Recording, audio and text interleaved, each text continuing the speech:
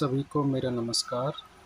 आज हम देखते हैं प्रजापति छात्रावास मलकागंज दिल्ली के लिए हुई परीक्षा की आंसर की को कि कौन से प्रश्न का कौन सा उत्तर सही है। इस परीक्षा में पहला प्रश्न था कि भारत के राज्यों का निम्नलिखित में से कौन सा एक युग्म सबसे पूर्वी और सबसे पश्चिमी राज्य को इंगित करता है। तो इसका उत्तर सही उत्तर है अरुणाचल प्रदेश और गुजरात, क्योंकि भारत का देशांतरीय विस्तार 68 डिग्री 7 अंश पूर्वी देशांतर से 97 डिग्री 25 अंश पूर्वी देशांतर तक है। 68 डिग्री 7 अंश पर गुजरात शुरू होता है तथा 97 डिग्री 25 अंश पर अरुणाचल प्रदेश समाप्त होता है। तो इसका उत्तर रहेगा अरुणाचल प्रदेश और गुजरात। दूसरा प्रश्न था कि राज्य के नीति निर्देशक तत्वों के बारे में निम्नलिखित में से कौन सा कथन सही है। तो दोनों कथन सही है, क्योंकि नीति निर्देशक तत्व राज्य के सामाजिक और आर्थिक लोकतंत्र की व्याख्या करते हैं और इनको किसी भी न्यायालय के द्वारा परिवर्तनीय नहीं है, मतलब न्यायालय के द्वारा लागू नहीं किया जा सकता। ये सरकार की इच्छा और उनके संसाधनों पर निर्भर करता है।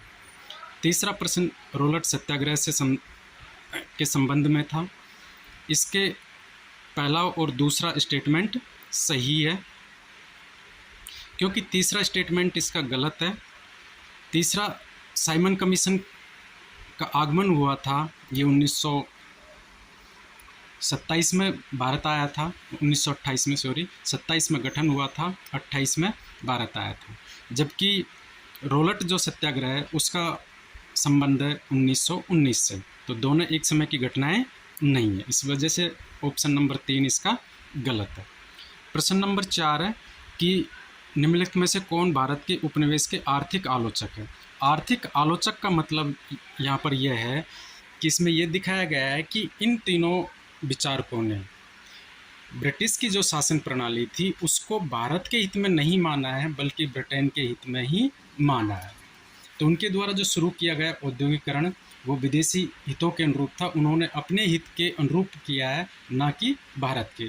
उनकी जो शासन प्रणाली थी, व्यापार था, वित्त या आधारभूत विकास, जैसे रेलवे का भी तो विकास किया उन्होंने, वो सब उनके अनुरूप किया गया। तो इस वजह से तीनों ही उसके आलोचक माने जाते हैं। प्रश्न नंबर 5 है कि राज्यसभा में धन विधेयक को या तो अस्वीकार करने या संशोधित करने की कोई शक्ति नहीं है। स्टेटमेंट ये भी सही है। राज्यसभा अनुदानों की मांग पर मतदान नहीं कर सकती है, वोटिंग नहीं कर सकती, केवल चर्चा कर सकती है। तीसरा है कि राज्यसभा में वार्षिक वित्तीय विवरण पर चर्चा नहीं हो सकती। चर्चा तो हो सकती है, लेकिन वोटिंग करने का या उसमें संशोधन करने का अधिकार इसके पास नहीं है। तो पहला और दूसरा स्टेटमेंट सही है। अगला प्रश्न है प्रश्न नंबर 6। 1919 का जो अधिनियम है उसमें केंद्र और प्रांतीय जो सरकार है उनके विषयों का कि किन किन पर केंद्र सरकार को शासन करने का अधिकार है और किन पर राज्य सरकार को शासन करने का अधिकार है। तो जो राष्ट्रीय महत्व के जैसे संचार है, वित्त है, उन पर केंद्र सरकार को अधिकार दिया गया, और जो स्थानीय महत्व के जैसे स्वास्थ्य है उन पर प्रांतीय सरकारों को अधिकारिता दी गई। तो इसका ऑप्शन बी सही है। 7वां प्रश्न है कि रुपए की परिवर्तनीयता क्या है। रुपए की परिवर्तनीयता का मतलब है कि रुपए को अन्य मुद्राओं में और अन्य मुद्राओं से रुपए में वापस आसानी से बदला जा सकता है। तो इसका आंसर सी सही है। प्रश्न नंबर 8 है कि जब दोनों सदनों की संयुक्त बैठक होती है तो इसमें जो डिसीजन होता है कि विधेयक पास हुआ या नहीं, तो वहाँ पर उपस्थित सदस्यों और मत देने वाले सदस्यों का साधारण बहुमत देखा जाता है। वहाँ फिर संख्या नहीं देखी जाती कि राज्यसभा से कितने और लोकसभा से कितने हैं। सभी उपस्थित सदस्यों और मत देने वाले सदस्यों का बहुमत देखा जाता है। नेक्स्ट क्वेश्चन है कि ओजोन परत के अपक्षरण करने वाले पदार्थों का प्रयोग पर नियंत्रण करने और उन्हें चरणबद्ध प्रयोग से फेजिंग आउट उपयोग से बाहर करने से संबंधित किस प्रोटोकॉल में इसका जिक्र है। तो इसका आंसर है मॉन्ट्रियल प्रोटोकॉल। तो मॉन्ट्रियल प्रोटोकॉल वियना सम्मेलन के बाद 1987 में आया था और 1989 में प्रभावी हुआ। ओजोन परत को छीण या कम करने वाले जो पदार्थ है CFC जिनको हम बोलते हैं क्लोरोफ्लोरोकार्बन्स, उनको धीरे धीरे कम करने का इस प्रोटोकॉल में प्रावधान रखा गया था। अगला प्रश्न है कि भारत के कला और पुरातात्विक इतिहास के संदर्भ में कौन सी घटना सबसे पहले की है? तो इसका ऑप्शन धौली स्थित शैलकृत हाथी है। धौली स्थित शैलकृत हाथी का निर्माण 250 ईसा पूर्व के आसपास हुआ है। भुवनेश्वर स्थित लिंगराज मंदिर का निर्माण 11वीं शताब्दी का है। महाबलिपुरम स्थित शैलकृत स्मारक 7वीं 8वीं शताब्दी के हैं और उदयगिरी स्थित वो जो वराह मूर्ति है वो 5वीं शताब्दी के आरंभिक काल की है। तो इसका सही उत्तर रहेगा धौली स्थित शैलकृत हाथी। अगला प्रश्न है कि निम्नलिखित में से किस आंदोलन के कारण भारतीय राष्ट्रीय कांग्रेस का विभाजन हुआ और उसके परिणामस्वरूप नरम और गर्म दल का उदय हुआ? तो ये 1905 में शुरू हुआ स्वदेशी आंदोलन था। इसके बाद 1906 में इसका विभाजन हो गया। तो स्वदेशी आंदोलन था कि भारत में जो बनी हुई है उन चीज़ों का हमें प्रयोग करना है और विदेशी वस्तुओं का बहिष्कार करना है। इसके बाद कांग्रेस के कुछ लोगों में विचारधारात्मक विरोध हुआ और कांग्रेस का विभाजन हो गया। अगला क्वेश्चन है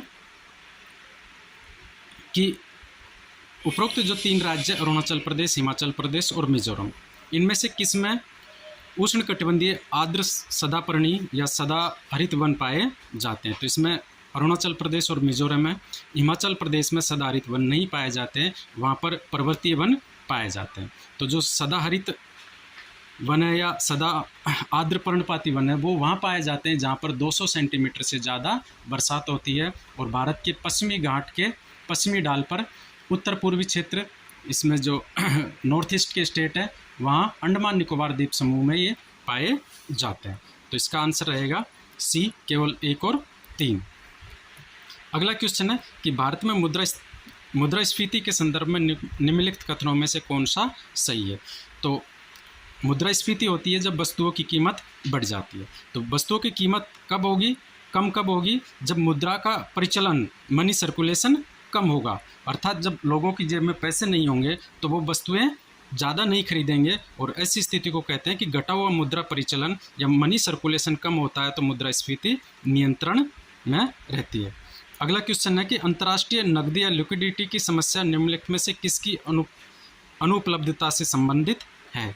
तो इंटरनेशनल जो मार्केट है उसमें लिक्विडिटी की समस्या का मतलब है कि डॉलर और अन्य जो दुर्लभ मुद्राएं हैं जिनको प्रत्येक देश आसानी से एक्सेप्ट कर सकता है उनकी उपलब्धता है या नहीं, उससे संबंधित है। नेक्स्ट क्वेश्चन है कि यदि अंतर्राष्ट्रीय महत्व की किसी आर्द्र भूमि को मॉन्ट्रियल रिकॉर्ड के अधीन लाया गया है तो इसका मतलब क्या है?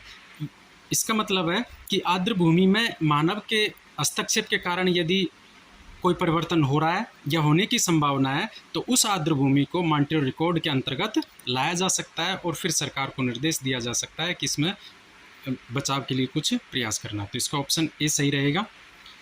अगला है रेडक्लिफ समिति किसके लिए नियुक्त की गई थी? जब भारत का विभाजन हुआ तो भारत और पाकिस्तान की सीमाओं का निर्धारण करने के लिए रेडक्लिफ समिति की स्थापना की गई। नेक्स्ट क्वेश्चन है कि निम्नलिखित में से सबसे बड़ी संसदीय समिति कौन सी है? तो यहाँ पर 4 संसदीय समिति दी गई है। इसमें से सबसे बड़ी का मतलब है उसकी सदस्य संख्या किसकी ज़्यादा है। तो प्राक्कलन समिति में 30 सदस्य होते हैं और सभी 30 सदस्य लोकसभा से होते हैं। लोकलेखा समिति में 22 सदस्य होते हैं, उनमें से 15 लोकसभा से और 7 सदस्य राज्यसभा से होते हैं। सरकारी उपक्रम समिति में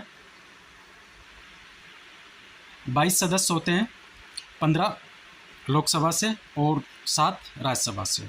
याचिका समिति अलग अलग सदन के हिसाब से होती है। यदि लोकसभा में कोई याचिका समिति है तो उसके 15 सदस्य होंगे और राज्यसभा की याचिका समिति है तो उसके 10 सदस्य होंगे। नेक्स्ट क्वेश्चन है कि लाइकेन जो एक नग्न चट्टान पर भी या केवल पत्थर रहते हैं जिस चट्टान पर भी पनप सकता है वो किसका सहजीवी है? तो वो शैवाल और कवक दोनों जब कंबाइंड होते हैं तो उन्हें हम लाइकेन कहते हैं। तो शैवाल और कवक इसका आंसर होगा। नेक्स्ट क्वेश्चन है जोखिम पूंजी से क्या तात्पर्य है? कि जोखिम पूंजी का मतलब है कि ऐसी कैपिटल जो नए उद्यमियों को उपलब्ध कराई गई है दीर्घकालीन प्रारंभिक पूंजी के रूप में। तो नए उद्यमी मतलब जो नया व्यवसाय शुरू करना चाहते हैं सरकार के द्वारा उपलब्ध करवाई गई है, लेकिन कब? दीर्घकालीन के लिए, लंबे समय के लिए ये ऋण दिया जाता है। इसकी वसूली थोड़ी समय बाद होती है। अगला है, किन में प्रवाल भित्ति नहीं पाई जाती है? तो प्रवाल भित्ति तीनों में ही पाई जाती है, अंडमान निकोबार द्वीप समूह में, कच्छ की खाड़ी और मन्नार की खाड़ी में। सुंदरबन में प्रवाल भित्ति नहीं पाई जाती है। प्रवाल भित्ति होती है कि कैल्शियम कार्बोनेट या चूना होता है, वो जम जाता है धीरे धीरे, जिसमें समुद्री जीव होते हैं वो शामिल होते हैं। तो ये सुंदरबन में नहीं पाया जाता, वहाँ डेल्टा है, कीचड़ है, इस वजह से वहाँ प्रवाल भित्ति नहीं होती है। अंडमान निकोबार द्वीप समूह, कच्छ की खाड़ी और मन्नार खाड़ी में ये पाई जाती है। अगला क्वेश्चन है कि पवनों का मौसमी उत्क्रमण किसका प्ररूपी अभिलक्षण है? प्ररूपी उत्क्रमण, प्ररूपी का मतलब एक, जब मौसम एक दिशा से दूसरी दिशा में बह रही है, फिर यदि मौसम परिवर्तित होता है तो दूसरी से फिर वापस पहली वाली दिशा में बहने लगती है। तो ऐसी स्थिति मानसूनी जलवायु में पाई जाती है। क्यों? क्योंकि ये कर्क और मकर रेखा के बीच आईटीसी जेड एक जोन होता है, उसमें जब परिवर्तन होता है तापमान के कारण तो मौसमी उत्क्रमण होता है। अगला क्वेश्चन है कि निम्नलिखित में से कौन सा एक प्रक्रम प्रकाश संश्लेषण में सम्मिलित है? प्रकाश संश्लेषण की जब घटना होती है तो उसमें क्या स्थिति होती है? इस क्वेश्चन को हम ड्रॉपिंग सिस्टम से भी कर सकते हैं कि कौन सा हम ड्रॉप करना चाहते हैं, कौन सा आंसर सही नहीं होगा। तो जब प्रकाश संश्लेषण होता है तो हम पहले डी को डिलीट करते हैं, क्योंकि उसमें कार्बन डाइऑक्साइड छोड़ी नहीं जाती है बल्कि ली जाती है। तो डी ऑप्शन नहीं हो सकता।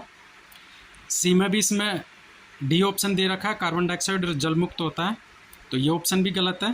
पहला ऑप्शन है कि स्थितिज ऊर्जा मुक्त होकर प्राप्यम ऊर्जा बनती है, और दूसरा प्राप्यम ऊर्जा स्थिति ऊर्जा में परिवर्तित होती है और संचित हो जाती है। तो इसमें जो भी एनर्जी कन्वर्ट होगी वो एक जगह स्टोर होती है, भोजन का जब पाचन होता है, तो इसका आंसर बी सही रहेगा। प्राप्यतम ऊर्जा स्थितिज ऊर्जा में परिवर्तित होकर संचित हो जाती है। अगला क्वेश्चन है कि निम्नलिखित में से कौन सा कथन पौधों के कायिक प्रवर्धन से संबंधित सही है? कायिक प्रवर्धन का मतलब है कि जब पौधे की कोई डाल या पत्ता निकालकर यदि ज़मीन में लगा दिया जाता है तो उससे दूसरा पौधा बन जाता है, जैसे आलू में किया जाता है या गन्ने में भी कायिक प्रवर्धन से फसल उत्पादन की जाती है। तो इसके बारे में कौन सा सही नहीं है? तो इसमें दूसरा सही नहीं है, क्योंकि कायिक प्रवर्धन से विषाणुओं का निष्प्रभावन करने में कोई सहायक नहीं है। यदि उसमें कोई वायरस है तो वो जा सकता है अगले में। मान लो गन्ने में कोई रोग है और उस पौधे को लगा दिया है, उस गन्ने को काट कर लगा दिया गया है, तो उससे जो पौधा बनेगा उसमें भी वो रोग हो सकता है। तो दूसरा इसमें ऑप्शन गलत, स्टेटमेंट 2 गलत होगा, 1 और 3 सही है। अगला क्वेश्चन है कि निम्नलिखित में से कौन सा रासायनिक परिवर्तन का उदाहरण है? रासायनिक परिवर्तन का मतलब है जब कोई चीज़ बदल गई तो वापस उस स्थिति में नहीं आ सकती। तो बर्फ़ पिघल जाती है, दोबारा आ सकती है। सोडियम क्लोराइड का क्रिस्टल होगा, दोबारा जमा हो सकता है। दूध एक बार, आस्कंदन का मतलब है दूध फटना, तो दूध एक बार फट गया तो वापस दूध नहीं बन सकता है। तो इसका ऑप्शन बी सही रहेगा। अगला ऑप्शन है कि 1905 में लॉर्ड कर्जन के द्वारा किया गया बंगाल का विभाजन कब तक बना रहा? तो 1911 में एक शाही दरबार आयोजित हुआ था, और उस शाही दरबार में लॉर्ड कर्जन का जो बंगाल विभाजन था उसकी परिस्थितियों को देखकर लोगों, ब्रिटिश सरकार को लगा कि हमारा निर्णय ठीक नहीं था, तो उन्होंने बंगाल विभाजन को रद्द कर दिया था। एक रिपोर्ट आती है वर्ल्ड इकोनॉमिक आउटलुक, उसका प्रकाशन अंतर्राष्ट्रीय मुद्रा कोष के द्वारा किया जाता है। अगला प्रश्न है कि समाज में समानता होने का एक निहितार्थ यह है कि जब समाज में समानता होगी तो इसका मतलब है कि किसी भी व्यक्ति के पास कोई विशेषाधिकार नहीं होगा, सभी व्यक्तियों के साथ समान व्यवहार होगा, किसी को भी पूर्व निर्धारित आधार पर कोई विशेष लाभ नहीं दिया जाएगा, क्या कोई विशेषाधिकार नहीं है। अगला क्वेश्चन है कि 1927 की बटलर कमेटी का उद्देश्य क्या था? ये एक संयोग की बात है कि प्रश्न भी बटलर कमेटी पे था और आपका एग्ज़ाम भी हरकोट बटलर स्कूल में ही था, और ये हरकोट बटलर इसी बटलर कमेटी के जो मुखिया थे हरकोट बटलर, उन्हीं के नाम पर था। तो इसका आंसर है कि भारत सरकार एवं देशी रियासतों के बीच किस प्रकार संबंधों को सुधारा जाए, इस उद्देश्य के लिए 1927 में बटलर कमेटी का गठन किया गया था। नेक्स्ट क्वेश्चन है कि तीस्ता नदी के संदर्भ में कौन से कथन सही है? तो इसमें पहला कथन गलत है, क्योंकि तीस्ता नदी का उद्गम पाहुनीर ग्लेशियर है, वहाँ से होता है, और ब्रह्मपुत्र नदी का उद्गम मानसरोवर झील से होता है। तो पहला स्टेटमेंट गलत है। दूसरा स्टेटमेंट सही है, रंगित नदी सिक्किम की में उत्पत्ति होती है और ये तीस्ता की एक सहायक नदी है। तीसरा स्टेटमेंट गलत है, क्योंकि तीस्ता नदी सिक्किम राज्य में बहने के बाद पश्चिम बंगाल में प्रवेश करती है और बाद में बांग्लादेश के रंगपुर में होती हुई ब्रह्मपुत्र नदी में मिल जाती है। अर्थात ये बंगाल खाड़ी में सीधी नहीं गिरती, ये ब्रह्मपुत्र में मिल जाती है। तो तीसरा स्टेटमेंट भी गलत होगा, स्टेटमेंट 2 इसका सही है। अगला क्वेश्चन है कि निम्नलिखित देशों में से किसकी सीमा भूमध्य सागर से नहीं मिलती है। सॉरी, ये पूछ रहा है मिलती किसकी है, तो लेबनान और सीरिया की मिलती है, जॉर्डन और इराक की नहीं मिलती। तो आंसर रहेगा केवल 3 और 4।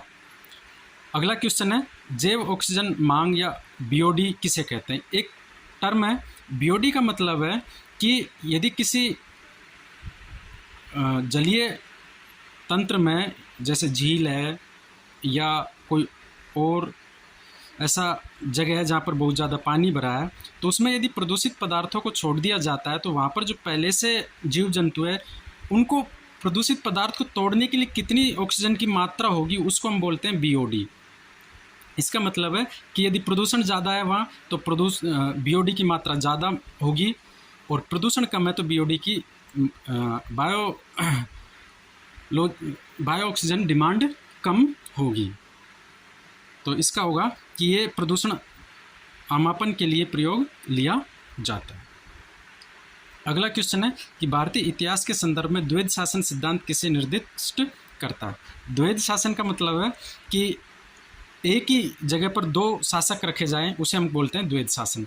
तो ये सिस्टम प्रांतों में जो विषय रखे गए थे, प्रांतों जो 1919 में विभाजन किया गया था, केंद्रीय शक्ति और प्रांतीय शक्ति, उन्हीं को दोबारा 2 भागों में बांटा गया कि कुछ विषयों पर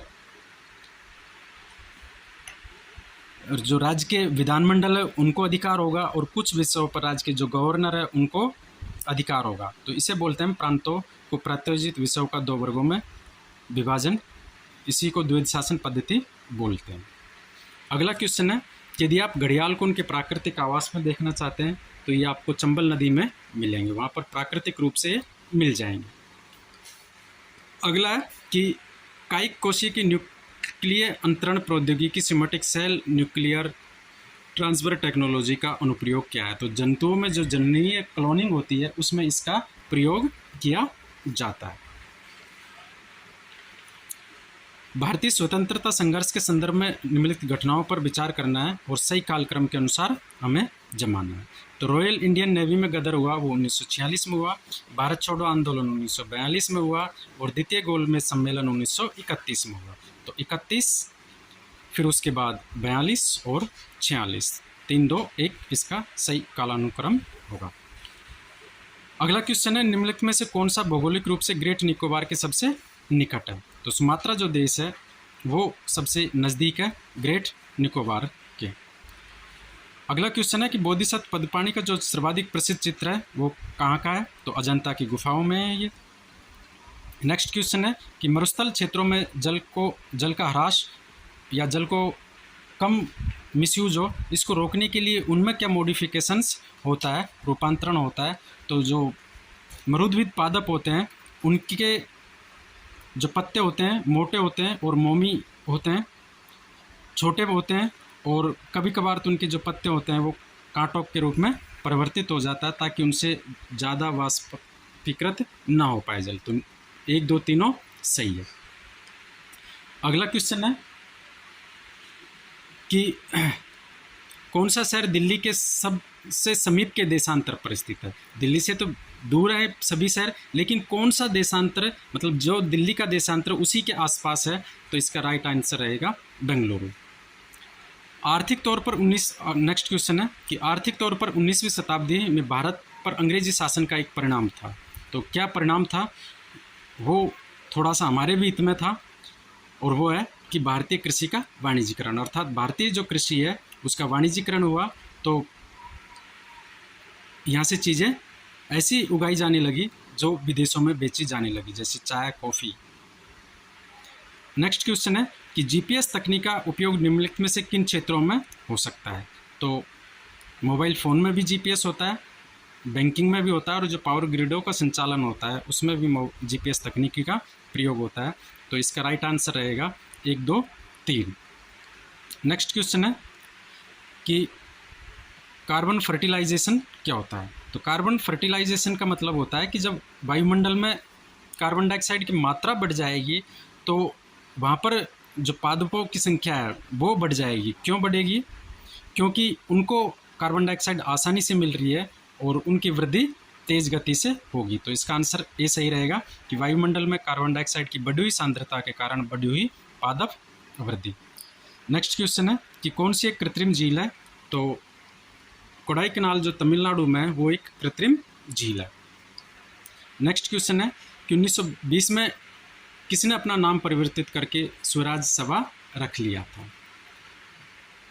तो all India home rule league ने 1920 में अपना नाम बदलकर स्वराज सभा रख लिया था, और स्वराज सभा का नेतृत्व एनी बेसेंट और बाल गंगाधर तिलक जैसे स्वतंत्रता सेनानियों के द्वारा किया गया। नेक्स्ट क्वेश्चन है कि सबसे पहले की घटना कौन सी है। तो आर्य समाज की स्थापना 10 अप्रैल 1975 को हुई। नील दर्पण जो का प्रकाशन 1860 में हुआ। आनंद मठ का प्रकाशन 1882 में, और सत्येंद्र नाथ टैगोर का सिविल सेवक बने वो 1863 में। आर्य समाज की स्थापना 1875 में। तो अब तीनों चारों को देखते हैं। तो सबसे पहले की घटना है कि नील दर्पण का प्रकाशन 1860 में हुआ। अगला क्वेश्चन है 3D मुद्रण, 3D प्रिंटिंग से संबंधित, कि इसका प्रयोग किसमें किया जा सकता है। तो मिष्ठान की चीज़ें बनाने में, जैव इलेक्ट्रॉनिक करण के निर्माण में, ऑटोमोटिव उद्योग में, पुनर्निर्माणकारी शल्यकर्म में, और दत्त या डेटा संसाधन प्रौद्योगिकी में। तो सभी पांचों चीज़ों में 3D का प्रिंटिंग का प्रयोग किया जा सकता है। अगला क्वेश्चन है कि निम्नलिखित राज्यों में से एक पाखुई वन्यजीव अभ्यारण्य वो किसमें पाया जाता है। तो पाखुई वन्यजीव अभ्यारण्य वो अरुणाचल प्रदेश में पाया जाता है, और ये विशेषकर पक्षियों के लिए प्रसिद्ध है। यहाँ पर कठफोड़वा, बुलबुल, कबूतर के विभिन्न वैरायटियाँ पाई जाती हैं। अगला क्वेश्चन है कि किसके संदर्भ में एम्बर बॉक्स, ब्लू बॉक्स और ग्रीन बॉक्स शब्द देखने को मिलते हैं। तो ये मुद्दा WTO से संबंधित है। ब्लू बॉक्स, ग्रीन बॉक्स, ये सब्सिडी का एक पैमाना होता है कि जिन चीज़ों को आपने ग्रीन बॉक्स में रख रखा है उनमें सब्सिडी ज़्यादा दी जा सकती है, जैसे रिसर्च एंड साइंटिफिक इक्विपमेंट के लिए उनको हम ग्रीन बॉक्स में रखते हैं। ब्लू बॉक्स का मतलब है कि उनमें दी जा सकती है, लेकिन देखा जाएगा कि उसका प्रभाव किस प्रकार से पड़ रहा है। यदि नकारात्मक प्रभाव पड़ रहा है तो बंद की जा सकती है, और सकारात्मक प्रभाव पड़ रहा है तो चालू की जा सकती है। जैसे भारत में किसानों को बिजली पर छूट दी जाती है, कभी बंद कर दी जाती है, कभी दे दी जाती है। एम्बर बॉक्स का मतलब है कि वहाँ पर छूट दी ही नहीं जा सकती। तो ये WTO का मामला है और सब्सिडी से संबंधित है। एक बढ़िया क्वेश्चन जो आप सभी परिचित होंगे, डिजिलॉकर से। ये भारत सरकार के द्वारा एक डिजिटल प्रोग्राम के तहत उपलब्ध करवाई गई सुविधा है, जहाँ पर आप अपने दस्तावेजों को रिकॉर्ड कर सकते हो। उसकी एक लिंक जनरेट होगी, और यदि उस लिंक का एड्रेस देते हो तो कोई भी दूसरा अधिकारी या आप दस्तावेजों की जांच कर सकते हो। तो इसका ऑप्शन A और 2 दोनों सही है। नेक्स्ट क्वेश्चन है कि जब हम एयर क्वालिटी इंडेक्स चेक करते हैं किसी भी शहर का, तो उनमें से कौन से कंपोनेंट उसमें शामिल होते हैं और कौन से नहीं होते हैं। तो एयर क्वालिटी इंडेक्स में 8 कंपोनेंट हम सरकार ने माना गया है। उनमें PM10 और PM2.5, पहला PM10, दूसरा PM2.5, तीसरा नाइट्रोजन ऑक्साइड, चौथा कार्बन मोनोऑक्साइड, पांचवा सल्फर डाइऑक्साइड, छठा अमोनिया, सातवां लेड और आठवां ओजोन। तो अब इसमें से कौन कौन से नहीं है? मीथेन शामिल नहीं है और कार्बन डाइऑक्साइड नहीं है। कार्बन मोनोऑक्साइड है एयर क्वालिटी इंडेक्स के लिए, लेकिन उसकी काउंटिंग में कार्बन डाइऑक्साइड नहीं है। तो 1 और 5 को हटा देंगे हम, तो हमारा आंसर बचेगा केवल 2, 3 और 4।